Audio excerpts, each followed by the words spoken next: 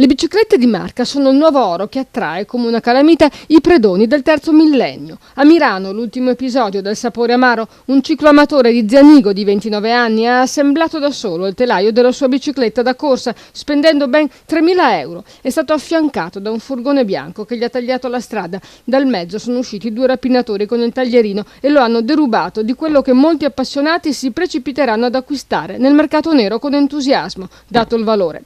Episodi simili sono all'ordine del giorno in tutto il Veneto, in una regione dove correre in bicicletta è una passione coltivata quasi come il calcio. Il furto di biciclette professionali, marche famose, cambio elettronico, telaie e ruote in carbonio è un fenomeno che alimenta un enorme giro d'affari nei paesi dell'est, al punto che pochi si fidano di tenere le loro bici in garage e se la portano in casa, e quando la usano preferiscono aggregarsi ad un gruppo per evitare spiacevoli incontri. Le bande che imperversano in questi giorni preferiscono colpire cogliendo gli atleti nel momento di maggior sforzo, in salita o nel massimo impegno, in discesa, con il rischio anche di provocare brutte cadute.